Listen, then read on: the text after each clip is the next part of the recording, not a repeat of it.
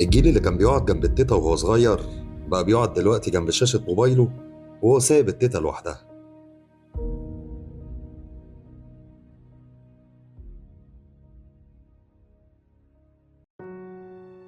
احنا بقى جبنا لك تيتا على نفس موبايلك، وتيتا ليلى مش بتفتكر، هي بتفوقنا وهتقول لك النهارده كش ملك.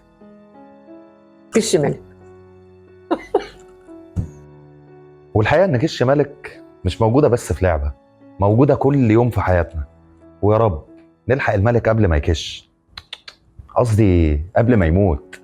وأنا هنا كلامي مش على الملك، أنا محمد هشام، ودي حكاية من قلب بيت مصري مقصر بينضب بالقيم والأصول المأصلة. عايزين تعرفوا الحكاية بكل وضوح؟ يلا أقول لكم الحكاية بكل وضوح. حكاية الجيل اللي اتربى على لمة حضن العيلة، والجيل اللي اشترى الأيباد وشال الشيلة. تيتا ليلى، عايزك تقول لنا شايفه ايه الفرق ما بين دلوقتي وجيل دلوقتي وجيلكوا زمان؟ ده جيلنا دلوقتي يعني به الا ربنا. لما جيلنا زمان كنا قاعدين كويسين والحمد لله وعايشين كويسين ومبسوطين ونحب مع بعض. نروح السينما نخرج كده، هو حاجه عادي خالص. انما دلوقتي ما نعرفش نروح ولا نيجي خالص. الدنيا بقت مش كويسه.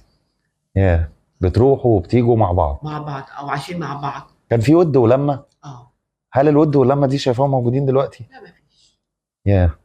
هنقول للزمان ارجع يا زمان. يا ريت. يا ريت. والله زمان ده ما نقدرش نرجع تاني. هو حقيقي زمان كنتوا بتتجمعوا قدام شاشه تلفزيون واحده، او نقعد نتفرج على التلفزيون، نروح سينما. وكان ليها مواعيد محدده بتعملوا ده في وقت محدد؟ يعني بس لازم وقت معين تجمعوا الاسره كلها؟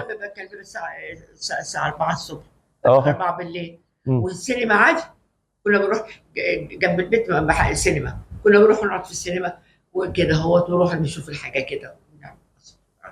كانت السينما كانت حلوه قوي، كانت بدات تسيخ. كلمتيني عن الاب، وان الاب زمان كان له برضو اقدر اقول قدسيه، وان وقت ما بيرجع من بره كان البيت كله بيتقلب. لا، ده بابا كان كويس جدا. جميل. ماما اللي كانت جامده.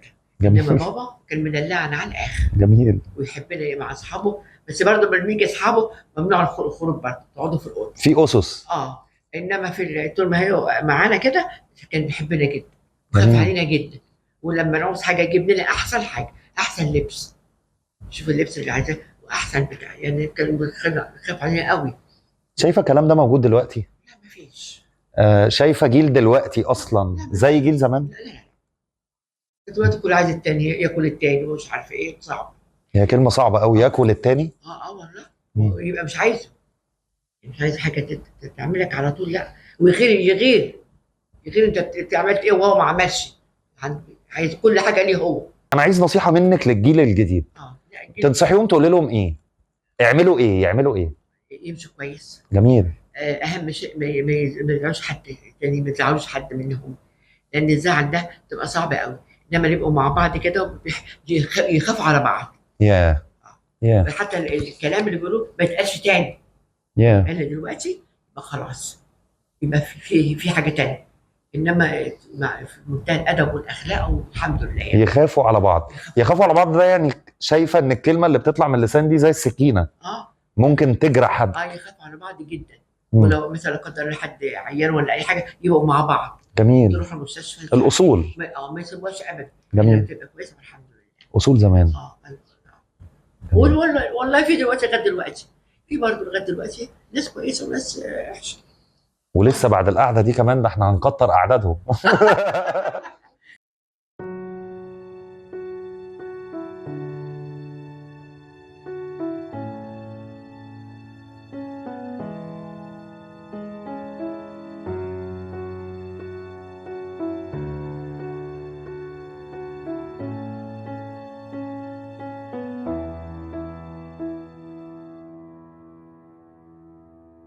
لو ام واب لسه جداد، تنصحيهم بايه مع اولادهم؟ يخلي بالهم من بعض، وبعدين ما يبقاش يشدوا بعض قوي.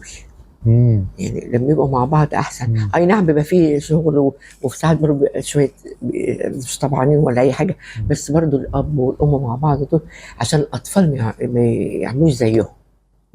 في شغل دي تقصدي يعني ان الحياه بتلهي ايوه بسبب الاشغال. ايوه. انا وجوزي كنا مع بعض على طول، مم. اي ساعه في يوم ولا اي حاجه، بس ممكن ساعه ولا اي حاجه، اكيد مش حاجه حصلت. وده طبعا بيبقى منعكس على الاولاد، اولادكم. طبعا. ان هم شايفين ان البيت في حاله أيوة. يعني بيحبوا طبيعيه. الاب والام اللي بيبقوا مع الولاد بيبقوا حلوين، بيخافوا علينا بيحبونا جدا. كنتم مصاحبينهم؟ طبعا. وكنت بروح معهم المدرسه، لو عايزين حاجه انزل اجيب لهم اللي عايزينه. طب شايفه دلوقتي اللي مصاحب الاطفال اكتر الاب والام ولا الموبايلات والسوشيال ميديا؟ لا، ده الموبايلات دي بقى انا يعني ما بحبهمش جدا. لما بمشي في الشارع اقول دول ايه، ما فيش حاجه، كل واحد ماسك البتاع في وشه. طب لما تقعد مع اهلك ولا مراتك ولا اي حاجه مع بعض، مش كنت ان كل واحد قاعد موبايل؟ تعيش ازاي دي؟ تيتا ليلى احنا سعداء جدا. الله يخليك يا استاذ محمد. الله يعني يخليك. بوجودك معانا النهارده، وحقيقي انت يعني احنا اتشرفنا ان الله احنا يخليك يا أستاذ. جينا عندك وبنشكرك على الاستضافه. انت نورتني. لازم نقول لك شكرا من القلب. الله يخليك. اللي فهمته من كلام تيتا ليلى النهارده ان الزمن بيتغير، بس الحب الحقيقي والتربيه الصح عمرهم ما بيتغيروا. مش مهم نربي ولادنا على اللعب بتاع زمان، المهم ان احنا نربيهم على المبادئ.